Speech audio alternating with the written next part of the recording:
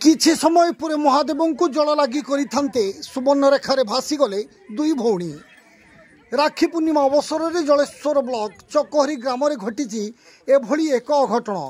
महादेव को जल लगी निमंते सुवर्णरेखा नदी पानी आनिबा समय प्रखर स्रोत भासी जाइथिले चारि नाबालिका।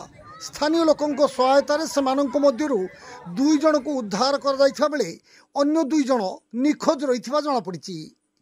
घटनार प्रकाश श्रावण पूर्णिमा अवसर में शिखरपुर महादेव निकट में पानी ढालिबा चकहरी ग्रामर बहु श्रद्धालु सकाळे सकाळे नदीर शिखरपुर घाटर समवेत होते। यही समय चकहरी ग्रामर कान्हू दासों झील नंदिता एवं नंदिनी एवं रवीन्द्र दासों झील चांदिनी एवं ओम नदी पानी उठाउथुवा बेले प्रखर स्रोत भासी जाइथिले।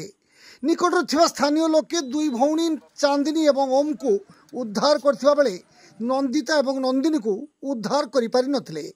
खबर पाई अग्निशम विभाग दुईटी टीम घटनास्थल में पहुंची खोजाखोजी जारी रखिथिबा जमापड़ी। तेबे नंदिता नवम श्रेणी और नंदिनी पंचम श्रेणी रे पढ़ुवा जमापड़ी। सेमाने समस्ते एक ग्रामर और सहपाठिनी थिले। दुई जन नदीर स्रोत में भासी जाइथिबा घटना स्थानीय अंचल में एक शोकाकुल परिवेश सृष्टि करथिबा देखिबाकु मिलिछि। Bureau report, Zee TV Odia.